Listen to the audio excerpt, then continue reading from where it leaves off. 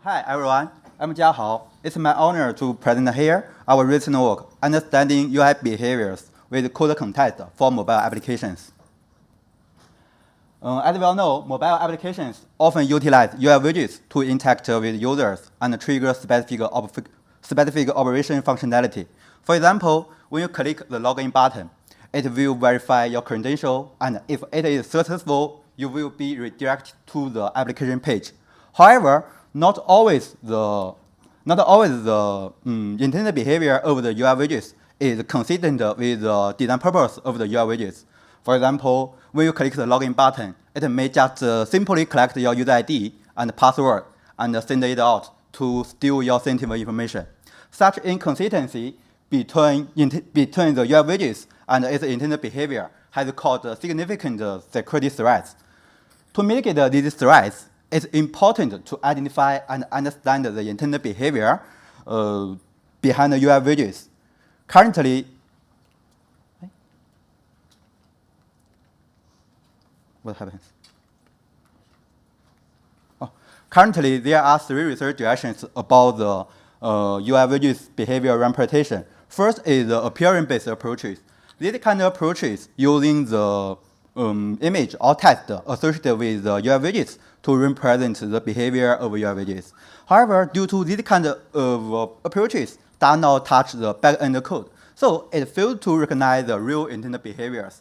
The second research direction is permission-based approaches. These kind of approaches use the request permission of UI widgets, such as the internet or the MS, to represent the UI behaviors. However, due to the complex of these behaviors, they often share the same permissions. For example, the login behavior and the send email behaviors, all of them use internet permission. So it is hard for us to distinguish them. The third direction is code-based approaches.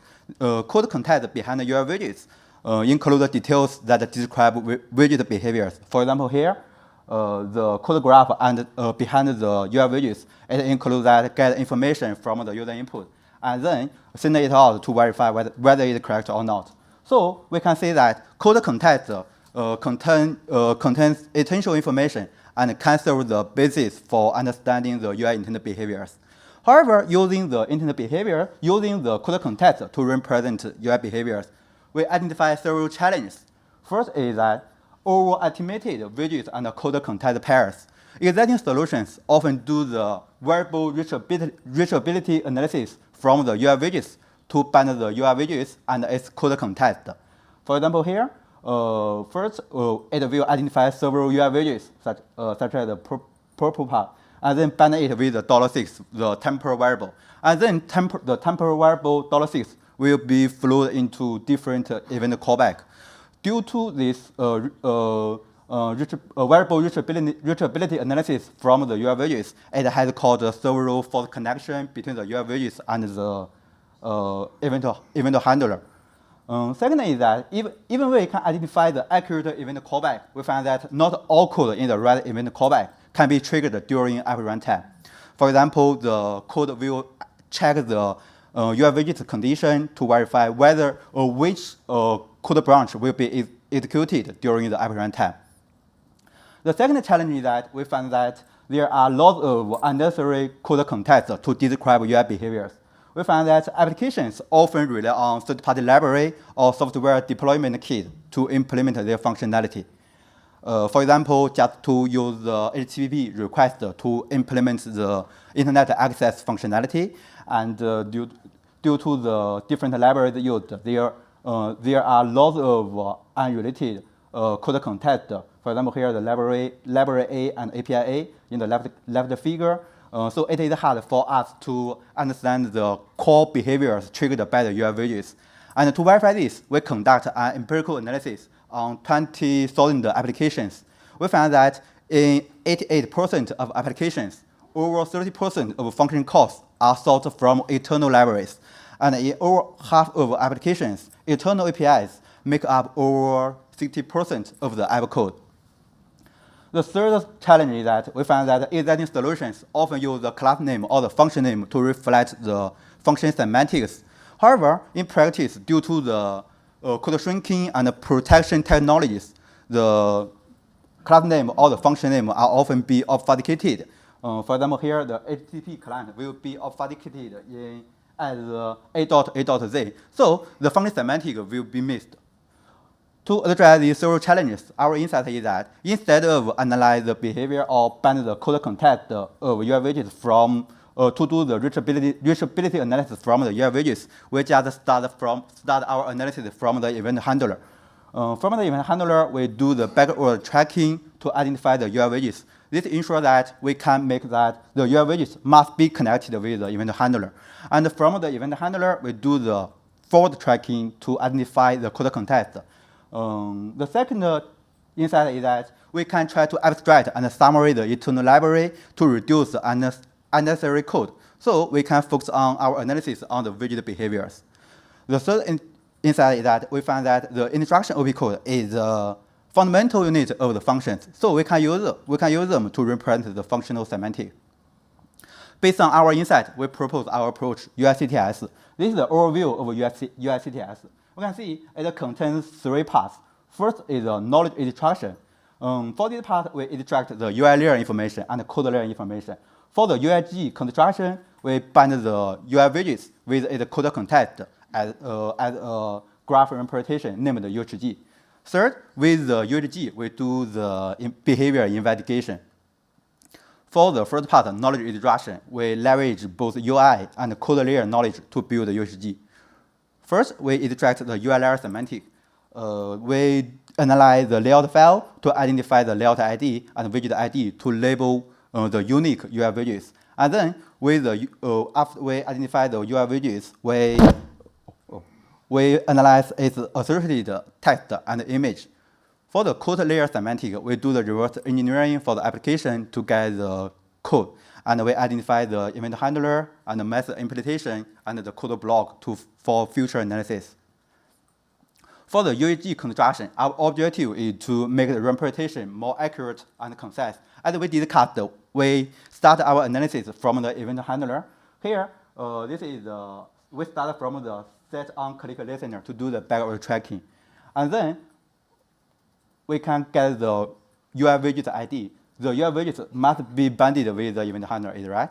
We also find the on-click as our code context for the UI widgets for representing the UI widgets intended behavior.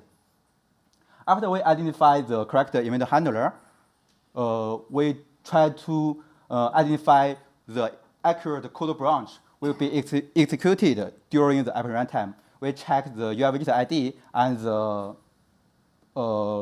condition in the branches to identify the correct code branch.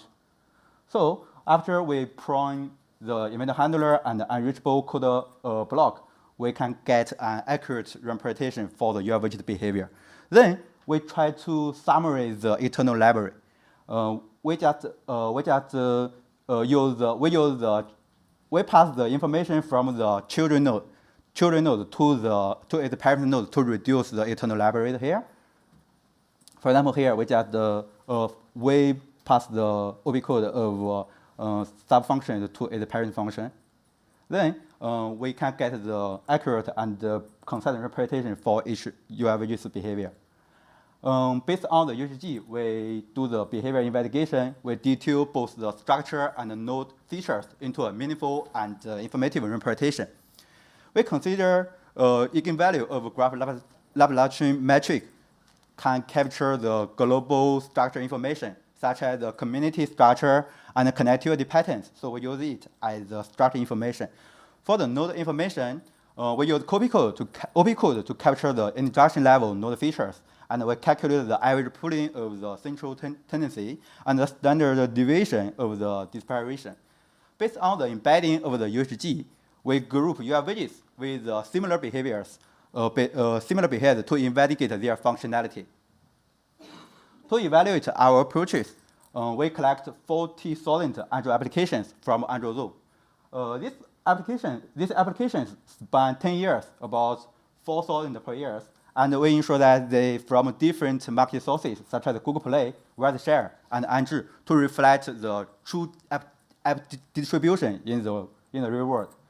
we conduct our behavior classification task on eight UI widget behaviors related to account management and data operation due to they are very popular in mobile applications. We consider 3 different research questions. First, how UHG perform in widget behavior description compared to existing representations. Third, to what extent do different design choices in UI-CTX contribute to its performance? Third, can UI-CTX facilitate real-world application analysis? For the further research question, we compare UHG with other implementations such as the permission set and the call sequence. From the table, we can find that UHG can achieve the best performance on all the UI behaviors. So we can conclude that UHG is effective in describing widget behaviors than other implementations such as permission and sequence. For the contribution analysis of different design choices, we explore code content pruning, API summary, and UHG embedding. From the figure, we can find that after doing the conduct pruning, all the metrics describing the behavior classification have a significant improvement. So we can say content pruning identify accurate and concise code content. For the API summary, by summarizing the children node to its parent node to reduce the code content, we can find it achieve the better performance. So we say API summary can reduce unnecessary internal code to represent the UI behaviors. We also consider evaluate the OB code and the function name to describe the function semantic. From the figure, we can find that OB code can provide more stable and informative function semantic to describe UI behaviors. We also conduct a case study to verify whether whether UI-CTX can be used to facilitate the real-world analysis. Here we can find that there is a next button in a real-world malicious app.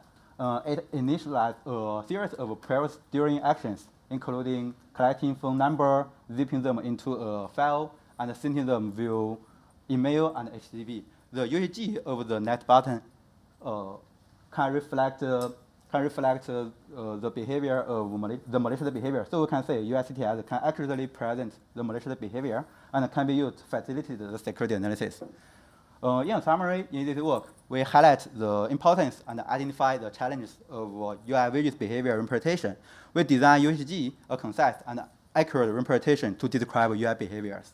Third, we present UI-CTX an end-to-end framework to build UHG, summary, and embed the semantics in UHG to investigate the UI behavior. That's all. Thanks. Thank you very much. So we are bleeding into the next session. Just one quick question. Anyone? So just a quick question. Your work considers source code. So what happens if you don't have the source code available? Can you do this kind of modeling? Modeling? Sorry? Your graph-based modeling without the source code?